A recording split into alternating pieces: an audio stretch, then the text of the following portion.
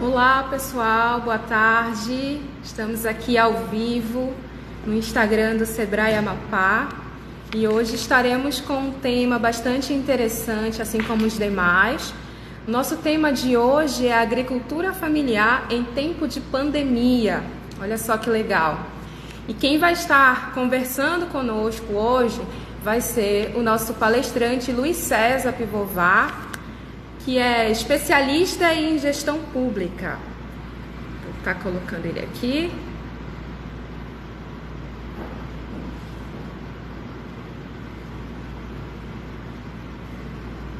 Você pode compartilhar aí com seus contatos no seu Instagram, vai aqui nesse aviãozinho parecido com uma seta e vai compartilhando aí o nosso link para que outras pessoas possam estar nos assistindo. Você que tiver já alguma dúvida em relação ao tema, você também já pode ir se preparando, anotando, colocando no seu papelzinho, que quando a gente iniciar, você pode estar colocando nos comentários aí a sua dúvida. Ainda não entrou.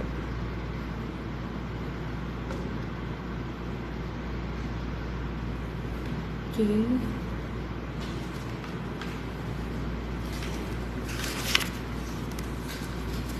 Já estou vendo aqui alguns colegas de outros estados, já vou agradecendo a participação de vocês aí na nossa live.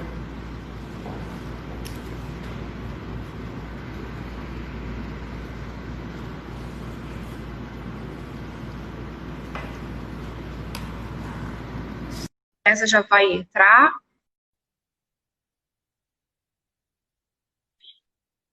Vocês podem dando feedback para a gente se está ouvindo direitinho, tá, gente? Vão ajustando o fone de ouvido, celular. Está me Alô, ouvindo? Fran. Oi, Luiz, está me ouvindo bem? Olá, Fran. Estou ouvindo bem, sim. E agora valendo, né, Francinha? Agora valendo. Vou estar fixando aqui, tá, gente, o tema? Tá me ouvindo, Luiz? Opa, estou te ouvindo, sim. Ok. Se quiser ajustar um pouquinho aí a câmera. Ok, pessoal? Não esquece que quando você for entrando, você pode estar compartilhando aí com seus contatos no seu Instagram. Então, agora, oficialmente, né, Luiz? Isso aí. Agora, oficialmente, boa tarde, pessoal. Para quem não me conhece, eu me chamo Francine Bacelar. Eu sou analista do Sebrae Amapá e atuo na gestão de projetos de políticas públicas e desenvolvimento local. E hoje nós estaremos com o tema Agricultura Familiar em Tempos de Pandemia. E o nosso convidado é o nosso consultor e amigo Luiz César Pivovar, que é especialista em gestão pública. E aí, Luiz, eu já deixo você se apresentar e falar um pouquinho da sua experiência para que os nossos espectadores possam saber sobre essa temática, né? Qual que é a sua experiência, o que você faz claro, é o motivo pelo qual você foi convidado, né? A tua experiência não só de Amapá, mas de todo o Brasil. Pode se apresentar aí para o nosso público. Bom, boa tarde a todos. Meu nome é Luiz César Pivovar, como a colega já passou. Hoje eu atuo com projetos de desenvolvimento local. Agricultura familiar é meu métier, é um material que eu gosto de fazer. Nós sabemos que hoje a agricultura familiar é um dos colchões do desenvolvimento dentro do município, mas também tem uma pequena experiência de vida. Fui consultor do FNDE bem na época em que surgiu a Lei 11.947, né? E a Resolução 38, que depois foi alterada pela 26, e hoje nós temos a nova Resolução 02 para tempo de pandemia. Então, eu tenho um pouco de conhecimento da área e hoje eu estou atuando em diversos estados. O Amapá é um deles, Mato Grosso do Sul, Goiás e no próprio Distrito Federal. Hoje, o meu principal objetivo é tentar trazer para vocês também, não só o que a legislação fala, mas também exemplos de outros municípios que estão fazendo a diferença. Como que eles estão fazendo essa diferença para desenvolver localmente. Ok, Luiz, eu vou pedir para que você aumente um pouquinho o seu áudio, que ele está baixo, tá bom? Ok. Sebrae Goiás presente, um abraço aí para o nosso colega Sérgio e os demais colegas de outros estados que também estão presentes, colegas do Sebrae Amapá, os nossos convidados. Então, agricultura familiar em tempo de pandemia. O que fazer diante de um cenário tão negativo, né? Quando você tem a suspensão das feiras livres, que impacta na comercialização direta do produtor rural, assim como a própria suspensão das aulas da rede pública, em que interfere na execução do Programa Nacional da Alimentação Escolar, o PNAE, que, por sua vez, o FNDE, Fundo Nacional de Desenvolvimento da Educação, estabelece que as entidades executoras comprem obrigatoriamente, no mínimo, 30% da agricultura familiar. Então, como fazer diante desse cenário? E a nossa intenção hoje aqui é justamente trazer uma saída, né, e dizer que a manutenção do repasse dos recursos da União são hoje a grande luz, digamos assim, no fim do túnel para a gestão pública, em que hoje esse recurso que está caindo na conta dos estados, dos municípios, é uma forma de estar escoando esses produtos, né? Então, isso significa que cada gestor público tem aí o grande desafio e a oportunidade de fazer as compras institucionais funcionarem e, ao mesmo tempo, impulsionar a economia local no município. Então, fazer com que a economia venha girar através desse pequeno produtor que está lá no campo. Como? Com o próprio uso do Programa Nacional da Alimentação Escolar, o PNAE, que, por sua vez, passou por uma atualização agora com a Lei 13.987 de 2020 e a Resolução 02 de abril de 2020. Além disso, recursos da assistência social com o uso do Programa de Aquisição de Alimentos, certo? Então, Pivovar, conta aí pra gente como que nós podemos utilizar a agricultura familiar como uma forma de impulsionar a economia nesse momento de pandemia que nós estamos vivendo. Bom, impulsionar a economia utilizando a agricultura familiar, não necessariamente precisamos só das compras públicas, né? Temos as compras públicas e temos também as compras privadas, né? Para funcionar esse impulsionamento no desenvolvimento local, nós temos que ter vários fatores. Eu gosto muito de uma frase que fala assim: para o desenvolvimento local funcionar, precisa ter 3 situações: gestor com a vontade política, servidores motivados a fazer o diferente e envolvimento da sociedade. Com essas 3 ações, essa é a fórmula que vai funcionar para o município se desenvolver ou não.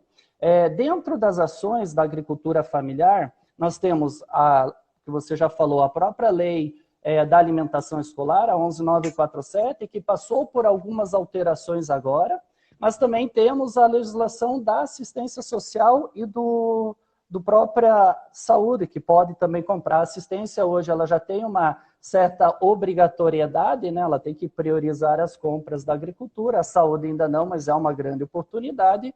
Mas também nós temos outras atividades privadas que podem ser feitas. Por exemplo, as feiras eletrônicas, como você bem falou, nós temos hoje um momento em que as feiras não estão, em muitos estados não estão funcionando por causa de aglomerações, mas surgiu agora a feira eletrônica.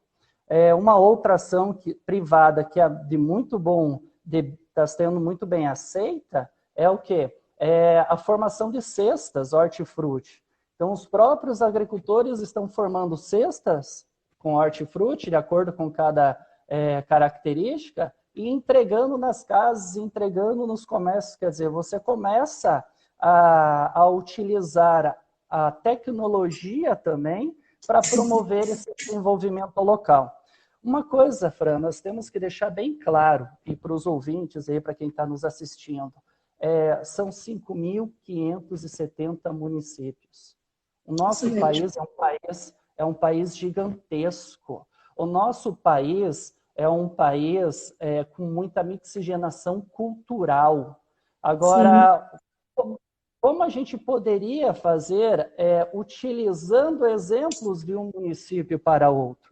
Veja, muitas vezes o que funciona num local não necessariamente funcionará no outro local. Essa é a diferença desse Brasil. Como nós poderíamos também utilizar exemplos para fazer em outros, mas nem sempre tudo que se copia dá certo, mas adaptando para a sua realidade. Eu acho que essa é a maior deixa do nosso gestor.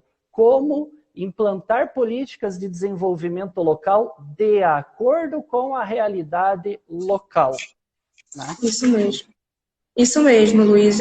Nós somos um Brasil grande, né, com diversas particularidades, mas que também vale ressaltar que em vários estados, em vários municípios, nós temos muitas boas práticas, né? E como você falou, a gente pode estar adotando, mas sempre ajustando a realidade de cada um.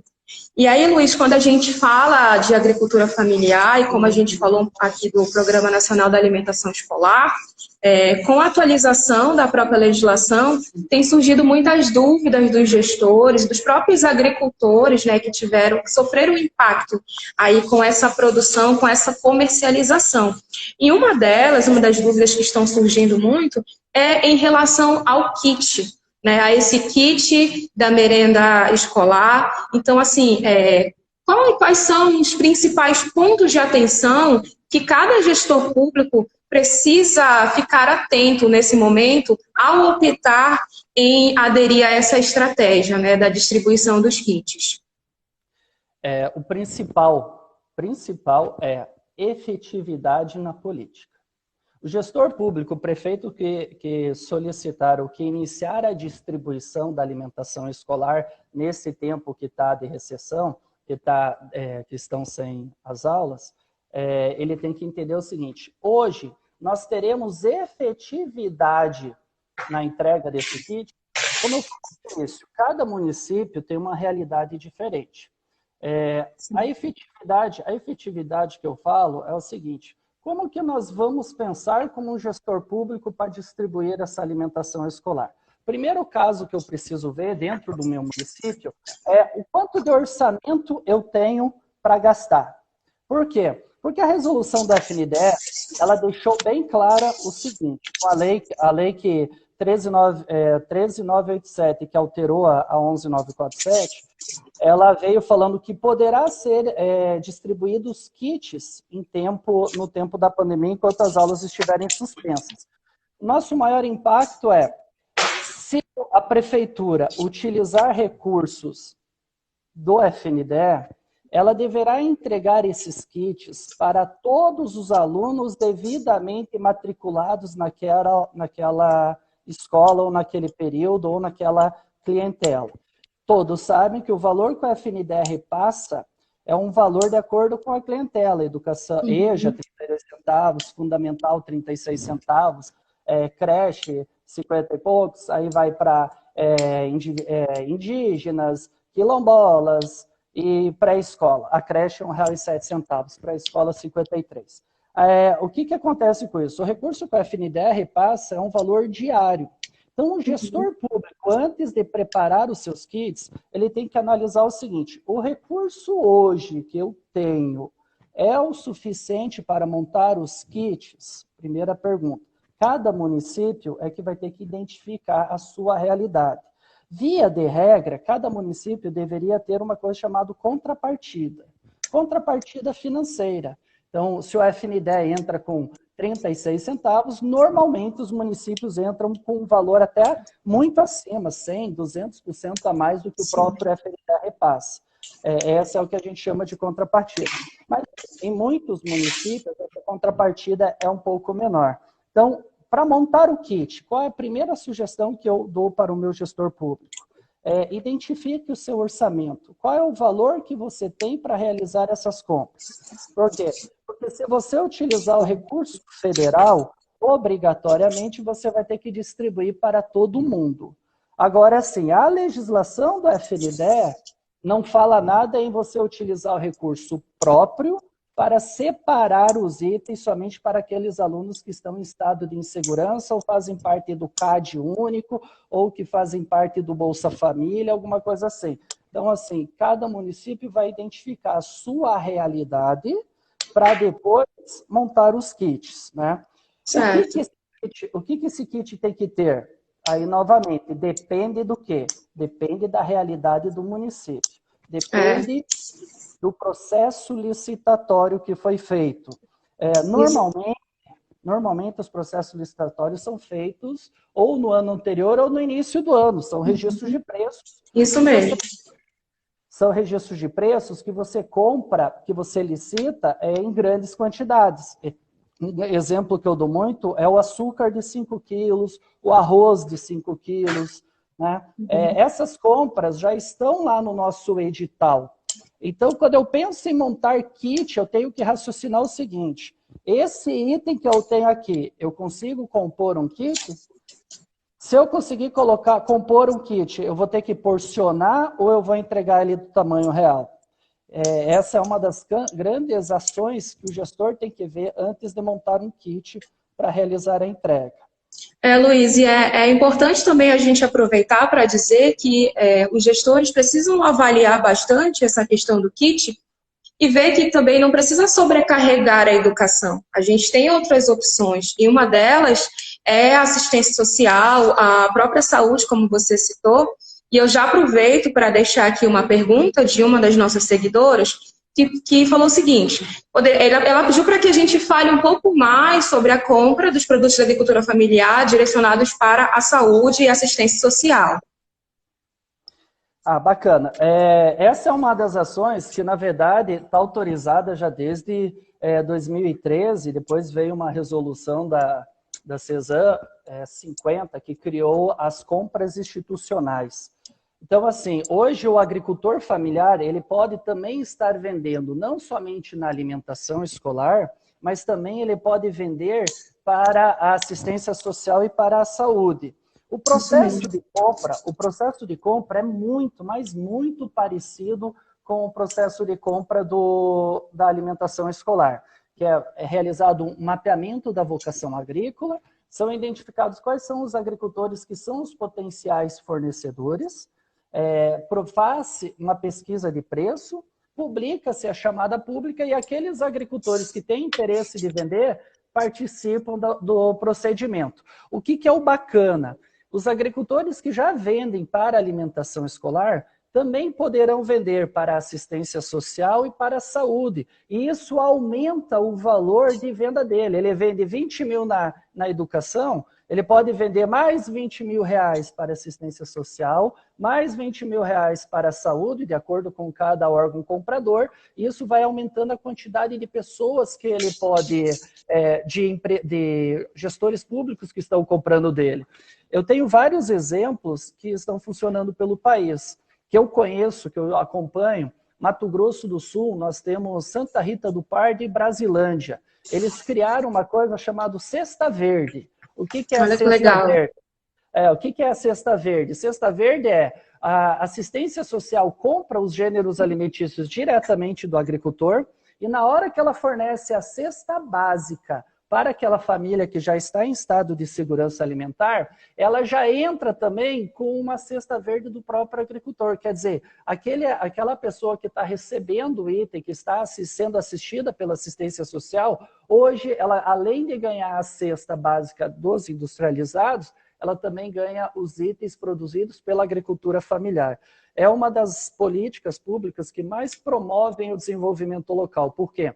Porque eu estou comprando para uma pessoa que precisa e, ao mesmo tempo, eu estou comprando de uma pessoa local que está produzindo aquilo.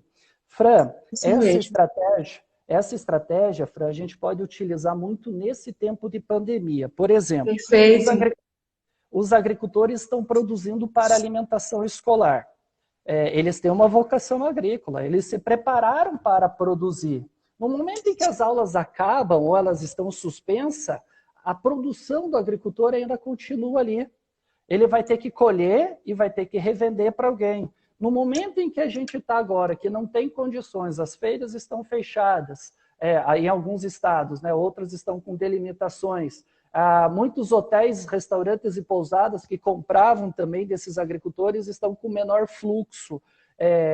A assistência social e a saúde podem vir adquirindo esses itens dele.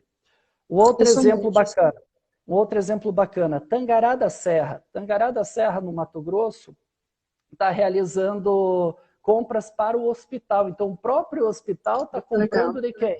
Daqueles agricultores que produzem para o PENAI. O gestor público tem que entender que, neste momento, nós precisamos dar oportunidade para esse agricultor. E utilizar essas políticas públicas para essa compra é muito interessante, é fantástico. Exatamente. Exatamente. Como a gente falou no início da live, né, Luiz? Embora seja um cenário desfavorável, mas os nossos gestores públicos estão hoje com uma grande ferramenta, que são justamente as políticas públicas para estar impulsionando essa compra da agricultura familiar. Então, reforçar novamente que a gente não tem só a educação para escoar esse produto, a gente tem assistência social, a gente tem a própria saúde, que pode estar também concentrando aí esse volume de compras. E, como você falou, algumas feiras elas estão suspensas, algumas com limitações. E aí entra também o uso de tecnologia, né? Embora alguns estados também possuam limitações, mas é possível sim a gente utilizar algumas ferramentas remotas que vão estar também, de certa forma, ajudando esse produtor a escoar o produto. E aí, Luiz, eu já aproveito para deixar aqui mais uma pergunta, e essa pergunta ela é da Denise Donati, já aproveitar para deixar um grande abraço, Denise, nossa coordenadora aí do Sebrae Nacional, que também está à frente aí da temática, lutando também com os pequenos negócios para que não pare, né? E a Denise deixou a seguinte pergunta: Pivová, você considera que o app Compra Móvel seja útil para os agricultores familiares? Como é que o governo pode estar auxiliando esse público na utilização do aplicativo? Toda a ação, né, ela é muito bem-vinda, né? Aplicativos ajudam. Mas nós temos que olhar um pouquinho que o nosso agricultor... Lógico, se a gente pega agricultores, por exemplo, das capitais, que são bem instruídos, funciona perfeitamente, e eu acho que o aplicativo, se a gente conseguisse reduzir um pouco a quantidade de documentos, a quantidade de necessidades para adesão, seria interessante. Mas o que eu queria colocar? Ele é funcional? Ele é funcional para os nossos agricultores que têm mais conhecimento. Os nossos agricultores, a gente às vezes precisa entender qual é a realidade dos nossos municípios. Hoje, o nosso agricultor pequenininho lá que está vendendo, muitas vezes o que ele mais tem ali, o que mais ele consegue utilizar é o WhatsApp, né? Quando você começa a colocar um pouco mais de coisa, ainda não é bem a realidade. Então, uma das ações que a gente está fazendo, e essa é uma ação até da Agraer, lá no Mato Grosso do Sul também, eles desenvolveram o quê? O próprio gestor da prefeitura identificou o nome de todos os agricultores que produzem algum tipo de item.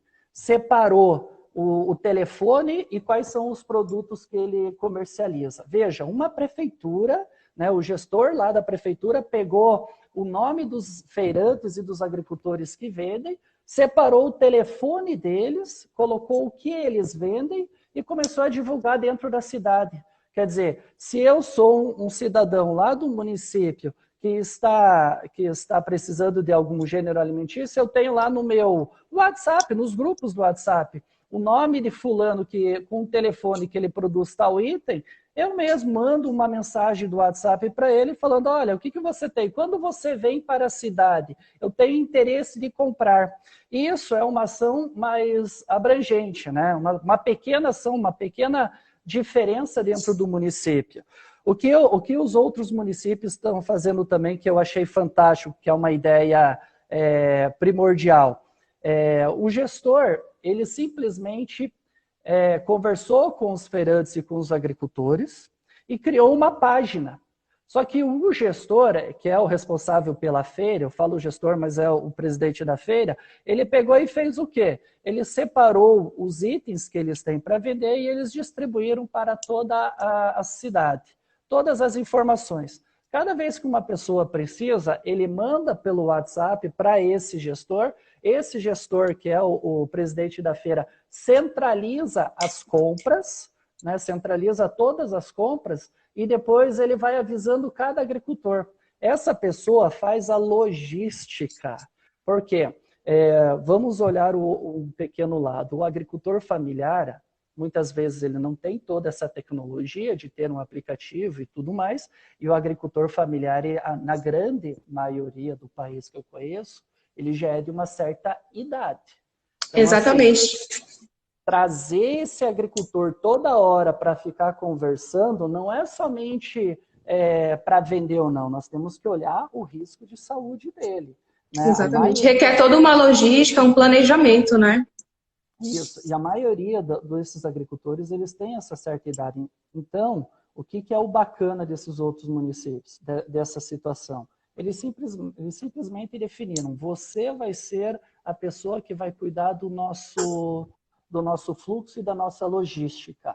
Então, essa pessoa recebe a demanda de todos e faz as solicitações para cada um. Certo.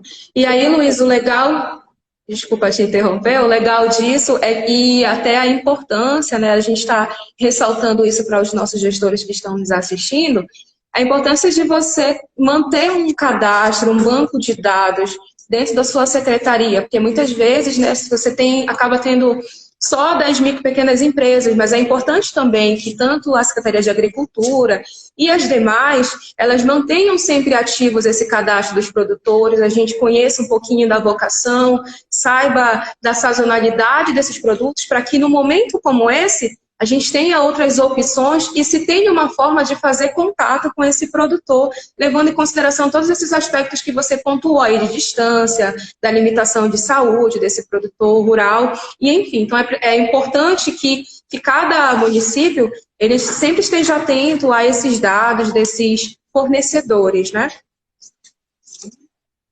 Isso aí, é essencial. Só que uma outra coisa que é interessante infelizmente, nossos gestores, muitas vezes, acabam deixando e se concentram somente naquele agricultor que vende só para o PENAI ou para o PA. Isso mesmo. E ele esquece que a agricultura não é só aquela venda do PENAI ou só a venda do PA.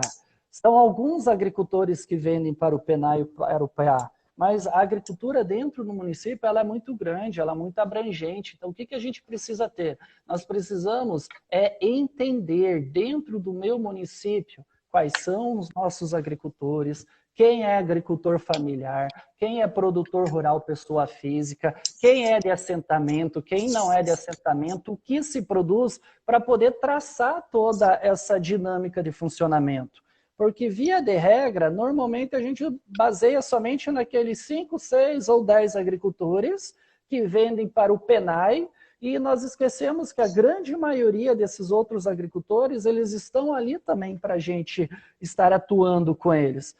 Uma das coisas que eu sempre falo nas minhas apresentações e nos eventos, se hoje eu não ajudo aquele agricultor a continuar ali, se hoje eu não ajudo aquele agricultor na inclusão econômica e social dele lá, daqui a pouco é este agricultor que vai vender o sítio dele, que vai lá para dentro da cidade e vai buscar um emprego melhor dentro da cidade e como vocês estão vendo hoje o nível para emprego está muito complexo e dali a pouco é mais esta pessoa que a minha própria assistência social vai ter que começar a distribuir cestas básicas e tudo mais. Então vejam o poder que nós temos do agricultor familiar, com a agricultura familiar. Hoje, eu, gestor público, se eu comprar desse agricultor, se eu trabalhar políticas de desenvolvimento para esse agricultor, o que eu consigo? Eu consigo fixar ele no campo e dar mais dignidade na vida dele no campo.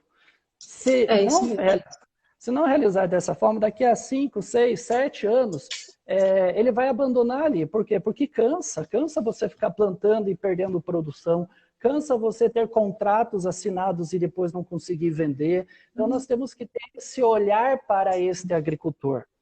Isso mesmo, Luiz. E aí, já aproveitando aqui, falando de políticas de desenvolvimento, a Ana Mari Nascimento pediu para você mencionar novamente a normativa que assegura a realização da chamada pública para assistência social.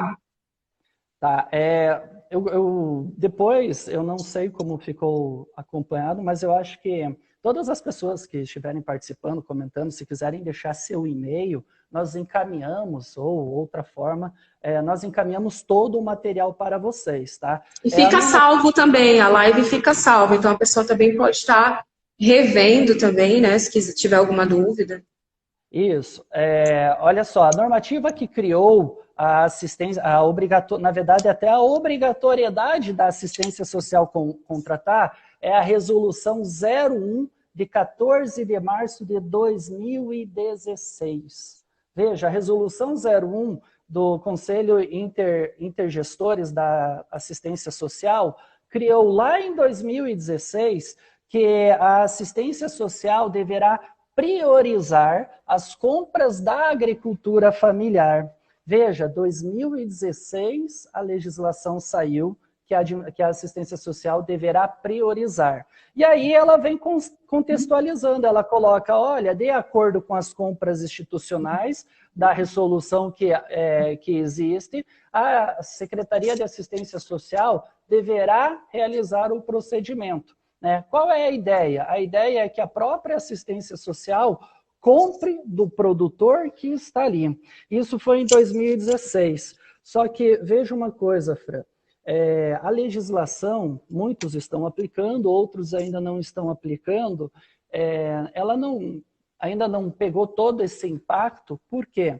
Porque normalmente a gente entendia que a obrigatoriedade era só na alimentação escolar. Exatamente.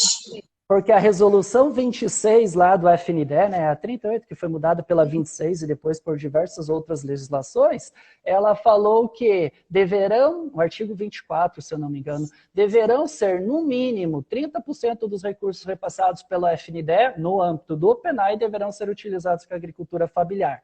Quer dizer, esta obrigatoriedade está lá na lei, todo mundo busca seguir. Mas nós temos outras resoluções que a gente não conseguiu ainda entender ou não conseguimos ainda identificar.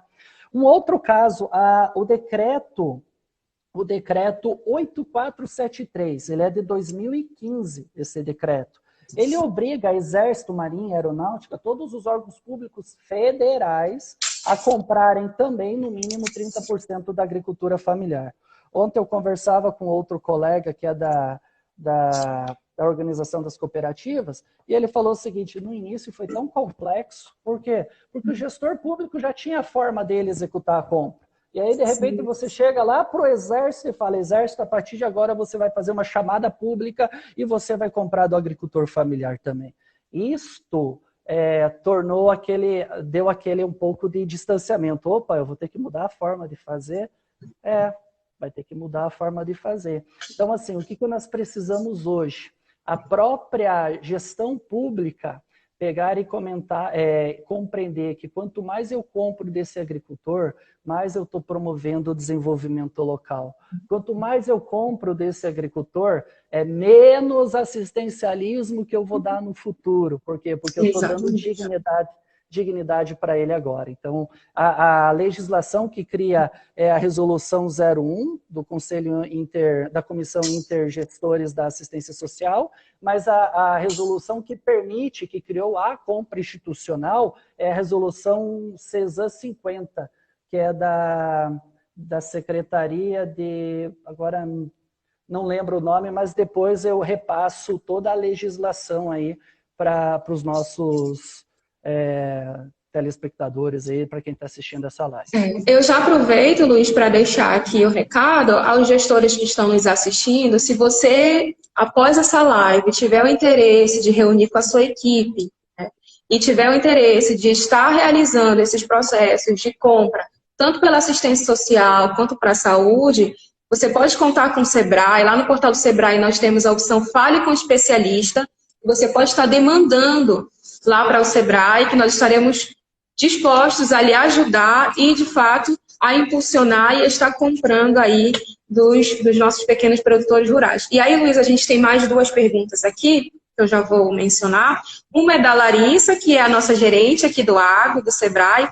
Ela faz a seguinte pergunta: como acessar aplicativos quando o produtor não tem acesso à internet? Qual alternativa utilizar? 5.570 municípios.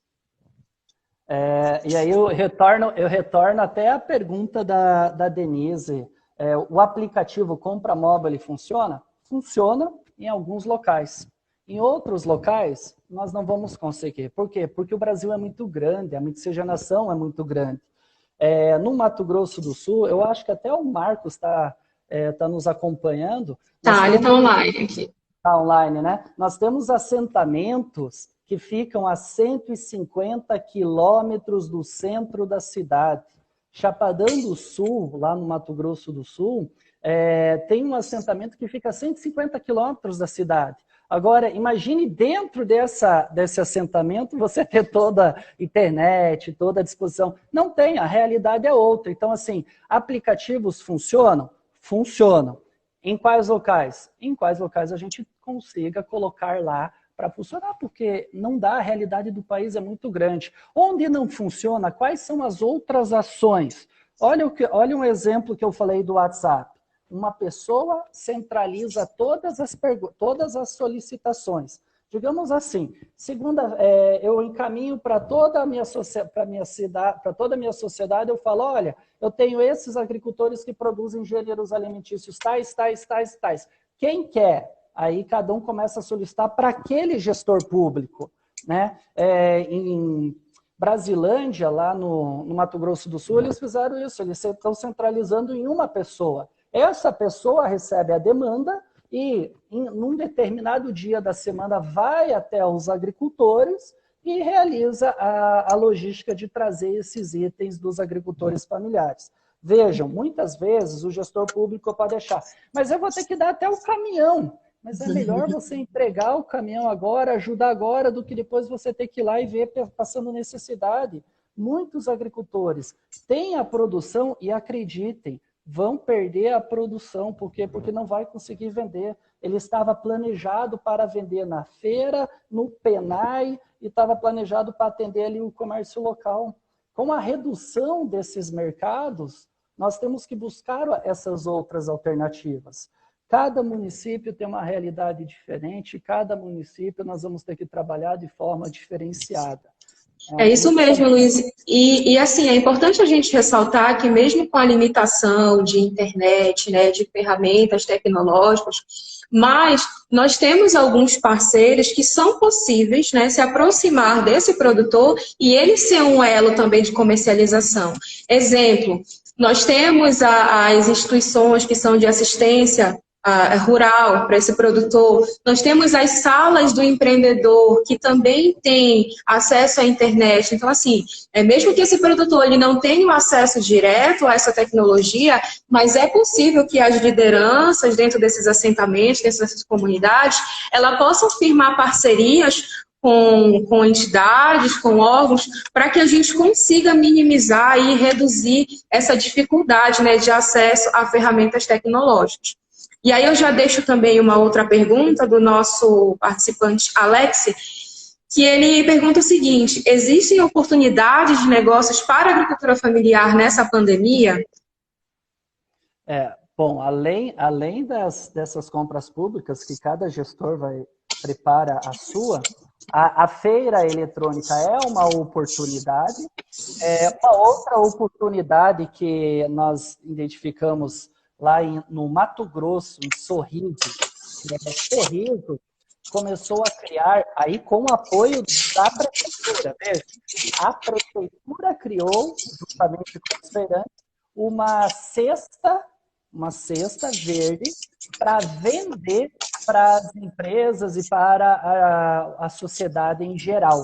Veja só, eles separaram os itens e fizeram cestas do tipo cesta de R$15, cesta de R$ 20, cesta de R$ 30. Eu acho que tem 2 ou 3 cestas lá que eu não recordo os valores. E essas cestas de hortifruti são entregues de acordo com cada solicitação. Todo o processo já é eletrônico. Exemplo, eu entro no meu WhatsApp, e acesso lá o número que eles disponibilizam e coloco. Quero fazer o pedido, coloco lá qualquer coisa. Aí aparece, tudo eletrônico, não é ninguém atendendo. O atendimento já é eletrônico. Eles criaram um pequeno aplicativo dentro do WhatsApp para pegar e realizar todo o procedimento. Então, eu quero uma cesta de R$ 20, clico lá, item 2. Ao clicar no item 2, eu vou ter que depois colocar quem está fazendo o pedido e qual a minha localização. Se eu já tiver cadastrado, eu só coloco a minha localização e já vai identificar, o próprio sistema já identifica onde você está, né, qual o endereço que você colocou e qual o tipo de cesta que você solicitou. Depois ele vai te perguntar, qual é a forma que você quer pagar? Crédito, débito ou dinheiro? Aí você coloca, eu quero crédito. Dali a pouco aparece o rapaz com a moto, com a sua cesta e com a maquininha para te entregar. Quer dizer, mudou um pouco a forma de vender somente, mas os produtos são os mesmos. A pessoa ia à feira e comprava os itens, agora ela já compra uma cesta em casa. Esse material, nós identificamos isso lá em Sorriso, foi o Sebrae Mato Grosso, Sandro Aurinez e a Virgínia que identificaram isso lá dentro do estado, e depois o próprio Sebrae de lá, juntamente com o Sebrae Mato Grosso do Sul, desenvolveram um pequeno passo a passo, são 4 passos para que vocês também, agricultores, feirantes, possam desenvolver essas ferramentas. Pode ser ela toda eletrônica? Bom, se o município tiver condições, sim, mas ela ainda pode ser toda manual, ter uma única pessoa que acesse o Instagram e coloque lá as informações, uma única pessoa que coloque no Facebook. Quer dizer, vejam só, compra do PENAI, compra do PA, feira eletrônica, formação de cestas básicas, de cestas verdes para entregar direto para a sociedade. Temos sim oportunidades para os agricultores familiares. Agora, o que a gente não pode é ficar esperando o outro fazer. Isso mesmo. Se ficar esperando o gestor vir até mim para comprar, é uma coisa. Agora, eu me reunir aqui com os meus agricultores e falar o que vocês estão plantando, A, B, C, D, vamos criar aqui uma cesta, aí já depende de cada agricultor familiar. É isso mesmo, Luiz. E aí eu já passo aqui também para uma nova pergunta. Como as cooperativas podem aproximar o agricultor dessas oportunidades locais? Como que eles podem estar trabalhando e se aproximando aí dessas oportunidades? Eu gosto muito do tema de cooperativas, por quê? Porque as cooperativas, inclusive teve agora, elas começaram a entrar até nos processos licitatórios este ano, as próprias cooperativas começaram a ter os benefícios da Lei Complementar 123 para participar até de pregão. Então, hoje ela tem oportunidade de vender nas cotas exclusivas até 80 mil, a cooperativa. Ela tem oportunidade de vender nos 25%. Se for colocado no edital prioridade para a empresa local e essa cooperativa for local, ela terá também essa prioridade. Por quê? Porque as cooperativas foram enquadradas nesse último decreto que saiu como uma das beneficiárias da Lei Complementar 123. Bom, como as cooperativas podem estar agregando mais aos agricultores familiares? Um dos grandes exemplos é a feira eletrônica. A própria cooperativa, na verdade, é que pode fazer toda a logística, né? Ela mesma pode centralizar e começar a vender os seus produtos pela internet, né? Utilizando as ferramentas que estão disponíveis, o Instagram, o Facebook, a própria página da internet dela, e ela indo buscar nesses agricultores familiares. A própria cooperativa, por quê? Porque a cooperativa ela tem um viés mais administrativo, mais articulador. Em muitos casos, Fran, a gente não consegue fazer desenvolver um município porque muitos agricultores eles não têm uma afinidade um com o outro. Às vezes, quando você reúne 2 ou 3 agricultores vamos conversar, vamos montar uma cesta básica, um fica com receio que o outro vai ganhar mais que o outro e acaba que ninguém faz. a cooperativa, o cooperativismo e o associativismo, ele vem com esse viés de falar, olha, se todo mundo trabalhar junto, todos nós vamos ganhar. Ser cooperado não é só ganhar dinheiro, não. Ser cooperado é mudar a realidade de cada um dentro da cooperativa. Um cooperado ajuda o outro cooperado. Um cooperado define normas de como aquela cooperativa deve participar. Tem muitos exemplos que a cooperativa pode participar, só que eu acho que dentro da nossa live nós não conseguiremos abordar tudo, né? Abordar tudo. Aí, Luiz, a gente tem uma nova pergunta aqui. Existe alguma possibilidade do governo realizar algum repasse voltado para a agricultura familiar? Não necessariamente só o PNAE?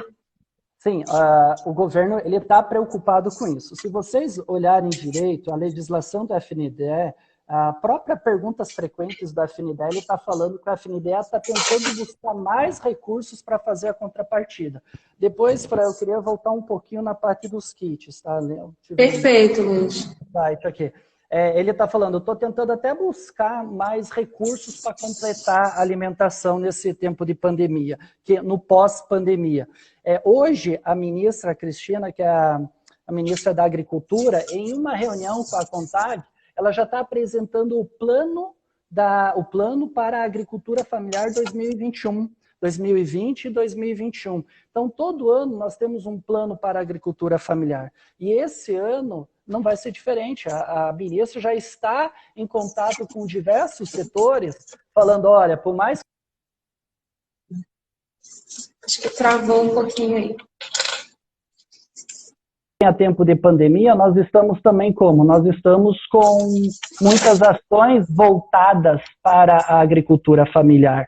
Né? Então, esse é um das justificativas de, sim, podemos realizar mais ações com a agricultura. Mas vamos entender também uma coisa, pessoal. O nosso momento hoje é viver o quê? A saúde. Hoje, os nossos olhares estão voltados para a saúde. Todo recurso tem que estar voltado mais para a saúde. É lógico que não pode se esquecer do social, da assistência social, e não pode esquecer do quê? Do desenvolvimento econômico, que daí vem agricultura familiar, pequenas empresas, microempreendedor individual e tudo mais. Só que vamos se colocar um pouco na pele dos nossos gestores. Nosso gestor tem que estar voltado para o social também. Exatamente. E assim, né, Luísa, esse é um momento, como a gente falou, é um momento de oportunidade, esse é o momento da gente utilizar as políticas públicas como uma forma de comercialização, como uma forma da gente apoiar a esse produtor. E já aproveito até mesmo para citar um exemplo que o Sebrae Amapá tomou como iniciativa, como a venda, né, de produtos de agricultura familiar em condomínios, né? Houve uma grande demanda e também foi uma forma de escoar esses produtos. Então, existem pequenas iniciativas que podem ser realizadas, tanto por parte do poder público quanto da iniciativa privada, e que nesse momento de crise que nós estamos vivendo, ela faz toda uma diferença para esse pequeno produtor. Né? E aí, Luiz, eu queria que você falasse um pouquinho mais sobre as formas de distribuição de kits. Você falou que queria voltar e eu vi que algumas pessoas estão entrando agora e talvez perderam aí o início de como fazer aí essa distribuição dos kits, desses pontos de atenção que precisam ser tomados nesse momento, né, com o uso aí do recurso do PNAE. Bom, Fra, eu também tinha solicitado, por quê? Porque eu não sei se eu deixei alguns pontos claros. Vejam só, quando, na parte da alimentação escolar, quando vocês forem utilizar recurso do governo federal, que é o do FNDE, vocês deverão montar kits para entregar para todos os alunos. Né? Esses kits devem ser preparados de qual forma? De acordo com a clientela, né? Se é de creche, se é de EJA, se é de ensino fundamental, né? E deve ser de acordo com a quantidade de dias que vocês vão optar em deixar. Digamos, eu vou fazer uma entrega para o mês. Bom, se eu vou fazer uma entrega, se eu entrego uma vez por mês o item, então quais são os gêneros que vão ser contemplados nisso? Isso é quando se utiliza o recurso federal. Quando se utiliza o recurso próprio, o recurso do próprio município, a prefeitura pode fazer recortes sociais, porque a legislação, ela deixou claro que com recurso federal tem que ser feito, mas com recurso próprio, você pode fazer pequenos recortes. No início, eu tratei o seguinte: primeiro, você tem que ver a efetividade da política pública. Será que entregar hoje para todos os meus alunos da rede pública, todos, né? Lógico que muitos não vão buscar, mas será que entregar esses itens, todos esses itens para todos os alunos, de fato, eu vou estar contribuindo? Por quê? Porque tem muitos alunos que não necessitam, porém tem outros que precisam de muito mais, porque só dependem daquilo para viver. Então, algumas práticas que alguns municípios estão realizando, por exemplo, Nova Mutum, lá no Mato Grosso, o que eles fizeram? Com dinheiro próprio, eles realizaram distribuição, mas com recurso próprio, distribuição somente para os alunos que de fato precisam, que foram identificados, que estão no cadastro único do município e há essa necessidade. Isso também está sendo realizado em Campo Verde, lá no Mato Grosso. Eles estão distribuindo de acordo com a necessidade. Por quê? Na conversa que eu tive com os prefeitos, muitos prefeitos estão preocupados com o valor dessa contrapartida. Exemplo, eu recebo do FNDE 36 centavos por dia para um aluno do fundamental. Se eu recebo 36 centavos, durante 20 dias, que é o mês letivo, eu vou ter em torno de R$ 7,20. R$ 7,20 eu não consigo fazer um kit que cumpra toda a legislação e também que deu a finalidade que o aluno, de fato, consuma produtos que estarão contribuindo para o seu desenvolvimento social, biopsicossocial. Então, as prefeituras acabam agregando mais dinheiro para montar os kits. O problema é que muitas prefeituras não têm mais esse recurso. Esse recurso já está escasso, porque a contrapartida, e quando eu falo porque é uma coisa que eu prego, nós temos que nos colocar também no lugar do gestor público. A contrapartida da prefeitura é uma contrapartida que vem dos impostos, de IPTU, de taxas, disso. E se a gente reparar, a pandemia começou logo no início do ano. Então, tem muitas prefeituras que estão atrasando o recebimento do IPTU, estão atrasando o recebimento das outras taxas. Para quê?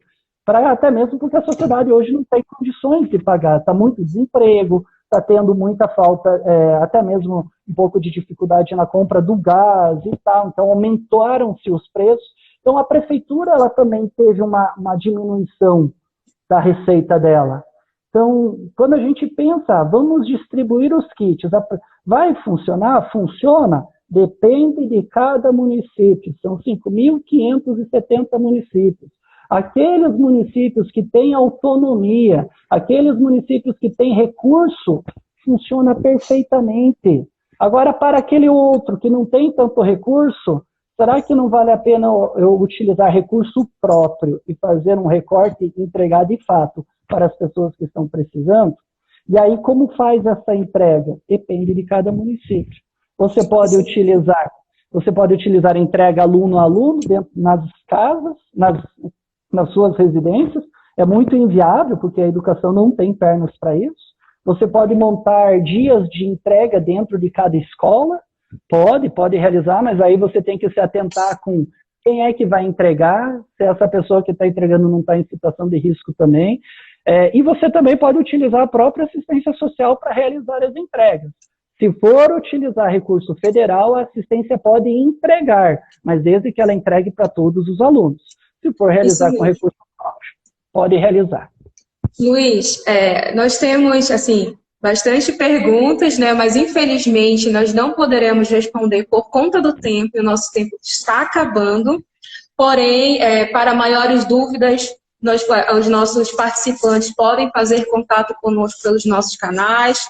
Nós temos no próprio portal do Sebrae temos as opções do Fale com o Especialista, temos o nosso 0800, temos o nosso WhatsApp e as demais redes sociais. Então, qualquer dúvida, nosso participante pode entrar em contato conosco, que nós estaremos aí dispostos e prontos a ajudar, né, e esclarecer todas as dúvidas. Eu já quero aproveitar, Luiz, para agradecer, né, a você por ter aceito a esse convite, por esse bate-papo tão gostoso, de um tema que a gente gosta tanto de falar, não só de desenvolvimento local, de políticas públicas, mas de agricultura familiar.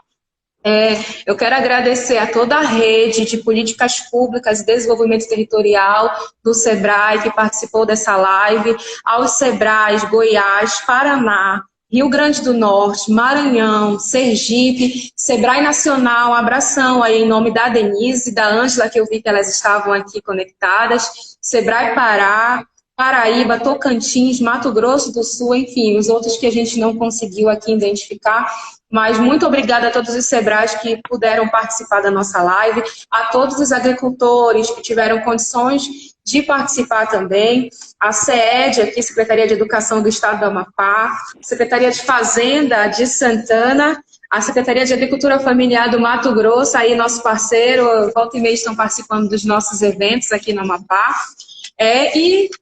e agradecer em especial a nossa diretoria do SEBRAE, a diretora Marciane, diretor Valdeir, diretor Marcel, e ao nosso presidente do Conselho, o Iraçu Colares, e um abraço a todos os meus colegas de políticas públicas aqui do SEBRAE, as nossas regionais que estão todos conectados, cada um que participou.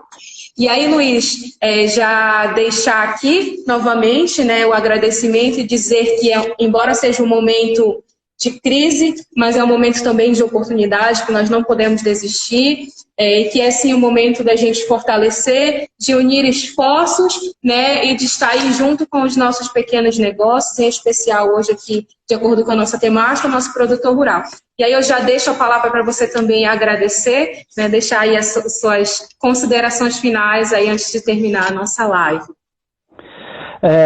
Fran, para mim é um prazer enorme falar de agricultura familiar. Eu sou um apaixonado e quem me conhece sabe que onde tiver o agricultor, se a gente puder lá estar junto com ele, com certeza nós estaremos. Agradecer não só a você, mas toda a rede do SEBRAE também, colocar à disposição, podemos fazer diversos lives, podemos fazer diversas videoconferências diretamente com cada um, com cada realidade, com cada prefeitura, porque cada prefeitura tem a sua forma de trabalhar, tem a sua forma de realizar as compras.